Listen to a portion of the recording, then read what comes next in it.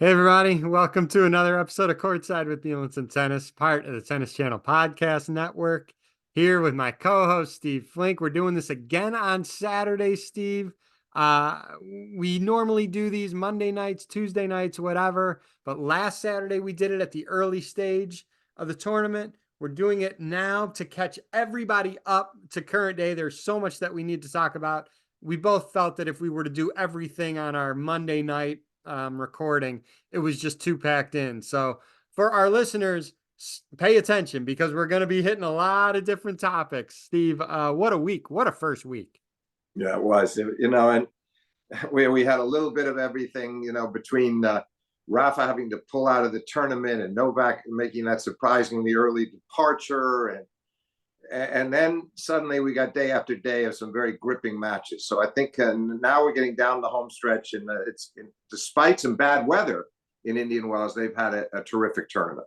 Yeah. Okay. So to timestamp it for everybody, it's Saturday afternoon around 2 o'clock Eastern time. The men's semis have not yet started. We'll probably get this out later this afternoon or maybe this evening. So maybe one or two of those matches will be over. Don't worry about that. Steve and I will cover the semis and the finals of both the men and the women on Monday night when we do our recording. So let's go back exactly 7 days ago today, Steve, and I will mention the name Peyton Stearns. And this person is not, maybe a lot of people have not heard of her, but Peyton made the third round of the French Open. She's made the fourth round of the US Open. This was a dominant junior. She dominated at University of Texas, winning the NCAAs. She's already made her mark in the pros.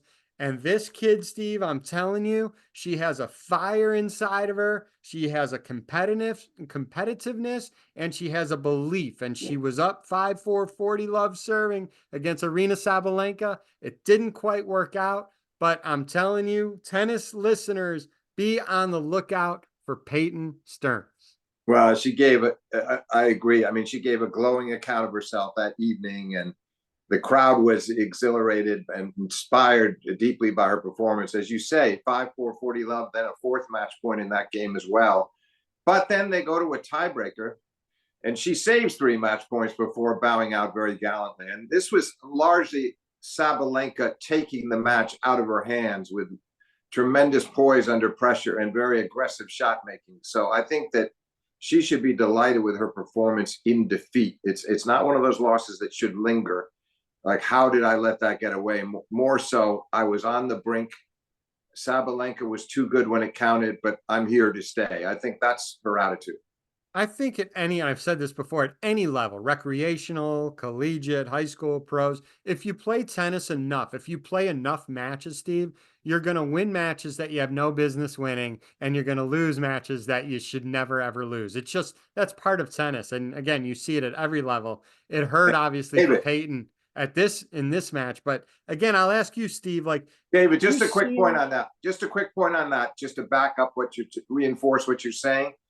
Think how brilliant the devisers of the scoring system were. What's the only change in the scoring system we've really had over the years? The tiebreaker.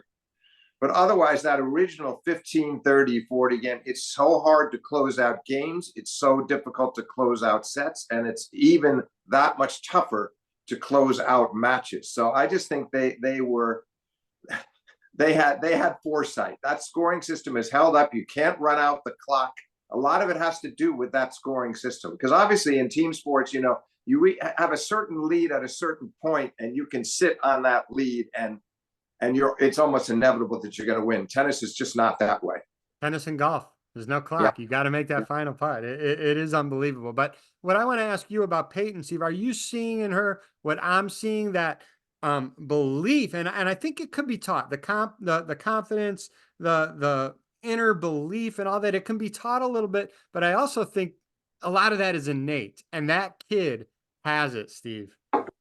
She does. She showed a lot of composure. She didn't get flustered when she was disappointed. You could see there was some frustration, but she battled on so fiercely. And no, I like her temperament, and I want to see more big matches like that. But you were the one, you'd seen more of her than I had prior to that match. Now I'll have my eyes on her. I'll be watching her a lot and anticipating a great deal of success.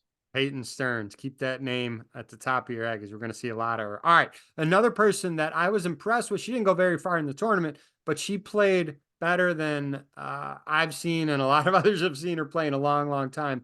Emma Raducanu. She lost to Sabalenka. Emma played pretty well that match. She was 1 of 10 on break points, which was the killer, but that was the most impressive that I've seen Emma play in a long, long time.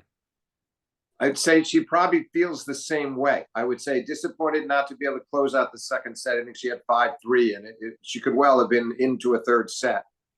But it's a step up, and there seems to be more stability with her now. She seems to be enjoying it. Hopefully, she remains injury free, because I just would hate to see that great championship run at the U.S. Open go wasted. We were all anticipating so much, expecting so much from her. Maybe we were expecting too much too soon, but now I see her sort of making her way back to the top, toward the top 20, and we'll see where she goes from there. That was a fine showing.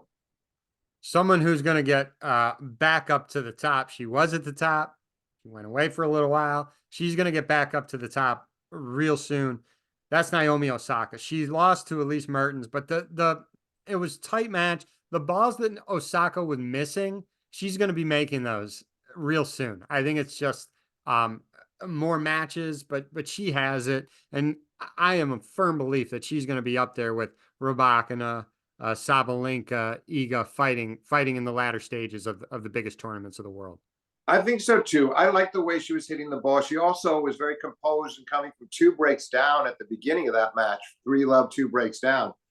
Right back on serve, up 5-4 on serve, and a couple of points from winning the first set. She also made a real go of it, breaking back in the second set before bowing out. So I feel like Naomi just needs those matches. She just needs more matches, and it's going to happen. I don't think it will happen immediately. Maybe Miami. Maybe she can do something good in Miami. Then the clay court circuit, where she doesn't figure to do as well. She's still not really at her best on the slow courts. But from Wimbledon on, I that's where I expect some remarkable results from her. And I think by the U.S. Open, she can be a contender. The summer hard court swing is when she could really, really make her move. I agree with you. Yeah. Grigor Dimitrov. I mean, the guy is playing arguably the best tennis of his career. And I was texting you a few days ago. I'm like, it's just like too bad. It's kind of been his whole career. There's just a few too many guys that are just slightly better than him. But I mean, if you watch Grigor play, I mean, he was unbelievable. His fitness is unbelievable. His movement is unbelievable. He's hitting the ball so clean. It's just great to see him playing this well. No, listen, I would agree with you. I think his level is as high as it's ever been, and he had a great conclusion to 2023 and runner-up to Novak in Paris and beat Medvedev there, had a win over Alcaraz, starting this year off beautifully. You're right. He lost to Medvedev here in a well-played match, and what can you say? Medvedev is going to beat him more than he's going to beat Medvedev. But he is dangerous against the top players on his day, and he's going to beat a lot of the other guys. And I wouldn't be surprised to see Grigor finish somewhere between 10 and 15 in the world and end of this year, which is extraordinary. Let's go to let's jump to Taylor Fritz, because this is a guy who's playing Holger Rune, playing so well. It was a round of 16 match. It was a round of 16, right? Yeah, it was a round of 16 match. Right. And he's up 6-2, 5-4. Has a match point. He missed the return, but it was a tough second serve into his body. At that point, and you saw Rune starting to gradually play better, but I mean, up in that point, Taylor was dominating. And then once Taylor missed that break point and match point, Holger Rune caught on fire and was hitting the ball, cracking the ball so clean that I'm thinking to myself, Taylor has to sprint and win this tiebreak and get off the court, because if it went to a third set, which it did, he has no chance. And unfortunately for Taylor, that's exactly what happened. Holger won it pretty easily. Yeah, it was like 2 different matches. Fritz was just, he was sparkling for a set and a half. I mean, he could do no wrong. He had the upper hand in the rallies. He was taking control of the rallies with his power. He had Holger Rune on his heels, and you could see the look on Rune's face. He didn't feel there was much hope at that point. Now, there was one other chance even before the match point that you mentioned in the previous service game where Rune was at 3-4 and 15-30, and Taylor missed a volley from pretty close range, backhand drop volley that he should have made. Could have given him a couple of break points to be able to serve the match out. And then the match point happened in the 10th game. And then he got completely outplayed in the tiebreak and inevitably lost to serve once in the third, and that was all she wrote. And I felt sorry for Fritz. He never quite knew what hit him. He was so confident and is so much in command of the match. But Holger Rune he's one of those players that he can be electrifying, and he can have these patches in matches, and he is capable of making those types of comebacks because of his shot making ability. It was really, and he played, by the way, quite well against Medvedev, but the score does not do him justice in a 5-4 match, because he played really great tennis against Medvedev as well. He's on the cusp of it now. And what I'm encouraged about with Rune, by the way, is that physically things look a little bit better. We've seen too many times when the trainer's out and something's wrong with his leg, and he's so tense that he's bringing about the injuries through this, maybe excessive intensity. Who knows what it is, but there've been too many episodes like that. This I thought he was holding up physically very well in both the Fritz match and the Medvedev contest, which were very physical matches. So I like where we're headed with him, because he loves the clay. Clay is actually his best surface. So pretty soon he'll be out on the clay and playing maybe his best tennis. So that was a good tournament for him. Fritz should not be discouraged. He got beaten. He didn't beat himself, but I'm sure he came off the court a little shell-shocked because he was on his way to what looked like an emphatic straight-set win that turned into a shattering 3-set defeat. I could not believe how on point Rune was on Taylor's serve. Every return when it got to those late stages, the second set and then the third. I mean, Taylor would finish his swing on the serve, and by the time Taylor got to, the ball was already at his feet. They were deep, and then Holger was just cracking every ball. There was really, like you said, there was nothing Taylor could do. It's not like he lost the match. There was just nothing he could do. No, Rune, it was the classic case of a player going in the zone, and he got unconscious. And all credit to him, because nobody was going to make him conscious again. He played that way right through the end of the match. Really, from the middle of the second to the end of the third, he was almost letter perfect. All right, let's talk Novak. And he's obviously concerned. He's had 2 losses that, for him, it's not so much that he lost, it's just the way that he lost. I mean, losing in the Australian Open to Sinner, right? I mean, how many unforced errors do they have? 50 something unforced errors in that match. I mean, 54 unforced errors. Very uncharacteristic. But again, losing to Sinner. Sinner's hot as can be right now. No shame in that. This now is a shocker, right? Is this something that Novak should really be concerned about? Do you think this will be a pattern that Novak's going to start losing to people not named Sinner or Alcaraz? I don't think so. I think this was a total outlier. Yes, he withdrew from Miami, so we won't see him now until the clay. But this was an outlier to me, and I'm not as concerned as maybe some others are. We obviously, we obviously don't know how concerned Novak himself and his team are, but I think this was a total outlier. Yes, he's going to have difficult matches. He's not going to steamroll the likes of Carlos and Sinner every tournament anymore. They're just getting better, right? And Novak's getting older. But to say that this is the downfall of Novak, I think you're way too quick if anyone would say something like that. Well, look, there's a couple of things. First, people really forget too quickly that last year was one of the best seasons of his entire career. He won 7 titles. 3 of those were majors, was in the Wimbledon final, very close to winning that before losing in 5. Won 2 Masters 1000s, won the year-end championships. It was a spectacular season. And then he wasn't quite right in Australia between his health and he'd come in with a little wrist issue. Things were never quite right there. And then he played a really atypical match against Sinner with all the errors. This was different, David, because I think the problem was he still has only played 11 matches in all of this season. We're into March. He's got 11 matches under his belt. That's not many. He played the team event before the Australian Open, then the semis of Australia, and then won 1 match here in Indian Wells. And I feel like he would have been helped had he gone to Dubai the way he has many other seasons and played that tournament in between Australia and Indian Wells. he just feels like he needs these breaks now. That's his concession to age. Maybe he'll reevaluate a little. Who knows? I think he will play a lot on the clay leading up to Paris. No, if anything, I don't think he was disconsolate so much. He was angry at himself. He was really upset with himself. You don't often hear him say how my level was very, very bad. You don't, maybe similar comments about the first two sets against Sinner in Australia. Yes, because that was a different kind of bad.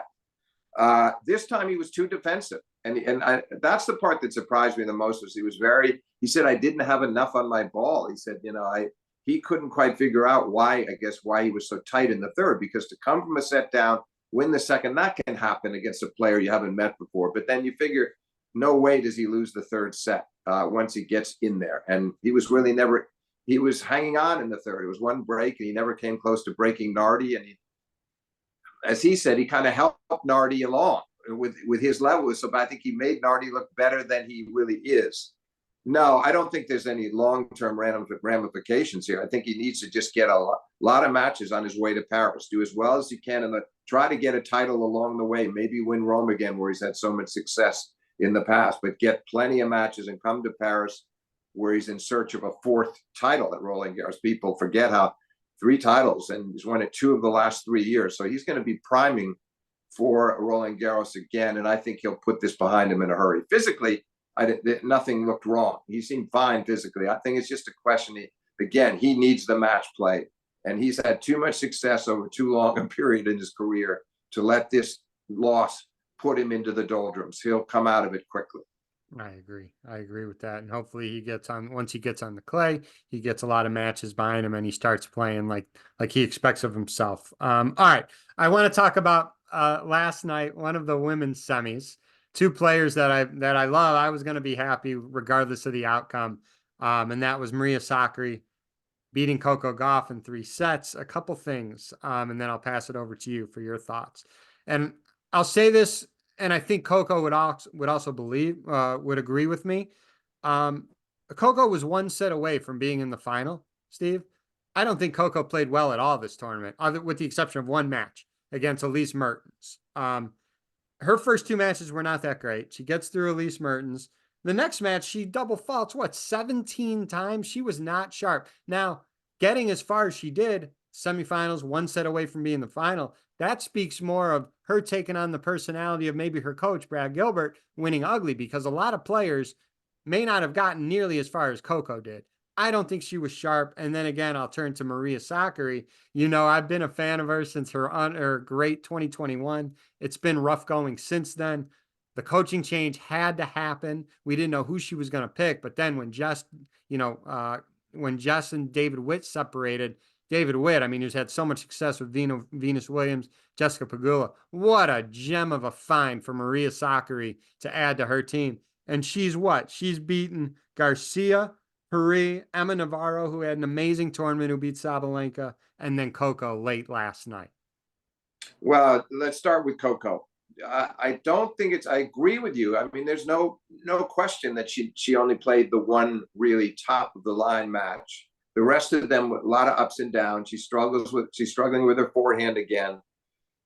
As far as winning those matches, I think she deserves a lot of credit. She came into last night's match with a 44-22 career record in 3 setters. So she's winning 2/3 of your 3-set matches. That says something about her as a competitor, that she can win on her worst days or on her bad days. Obviously, but you don't want to do it that way. Listen, the U.S. Open, there were so many struggles in the U.S. Open, including capped off by the 3-set win over Sabalenka in the finals. That seems to be her nature now. Obviously, I think she and Gilbert would like to change that and have her winning more straight set matches. But last night's was an unusual one. It's the kind of match you figure she usually wins and Sakkari often loses, in the sense that Sakkari totally outplayed her up until 6-4, 5-2. That had some rain delays earlier. It wasn't an easy evening for either of them, but Sakkari's up a set and 2 breaks, 5-2, serving for the match. Coco wins 2 quick games and then saves 3 match points when Sakkari served for the match the second time, and none of those were really Sakkari's fault. All of them were aggressively played points by Coco. So we go to the tiebreaker. Coco almost had it at 6-5, and Sakkari had a gutsy hold from love 30. Coco to 6-2 in the breaker, and Sakkari got it back to 6-5 before Coco hit a service winner to Sakkari's forehand. It's one set all, and then Coco goes up an immediate break in the third set, David. She breaks her in the first game of the third, but Sakkari won the next 4 games, and eventually it was 6 of the last 7 to win the set 6-2. But these were hard-fought games, game points for Coco, break points for Coco. It was a very determined performance. Sakkari really, I give her so much credit because it was so jarring, obviously, to lose the second set after having the 5-2-2 break lead in the 3 match points. But she regrouped beautifully in the third, and there was a lot of great tennis in that match. But Coco is definitely, the forehand was so sporadic. It just, she'd find the range for 2 or 3 games and then start missing badly. And what's alarming about her forehand is that when she starts to miss it, she can miss it by feet or halfway up the net, shank it. These are not like Seb Korda forehand down the line misses where he looks in agony and they show the replay and it's quarter of an inch wide. These are bad misses. So Sakkari really pummeled away at Coco's forehand, and I would say it's the best 10. I haven't seen Sakkari play that well, David, maybe since 21. It's hard to say, 21, 22. But she was so good from the backcourt. She was much more solid from the baseline, but also aggressive. Serve could have been better at times in the last set and a half. It was very good up to a set and 5 and 5-2. But this has been a really uplifting week for her to beat Coco and earn the right to play Iga for the title. And she has a 3-2 record against Iga Swiatek, which is surprising, but Iga's won the last 2. So either way, Sakkari's got nothing to lose in that final. I expect Swiatek to win it. But even as long as Sakkari gives a good performance and plays well in the final, she'll take a lot away from this week, and I think she'll be off and running.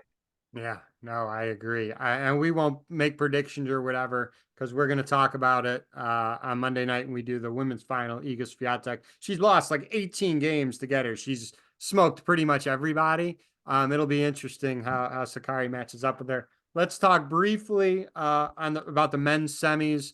Again, we'll do the wrap up of the semis and the final early next week. Tommy Paul, I mean, he's had a great. He obviously took advantage of the draw when Novak lost because he beat Nardi in the round of 16.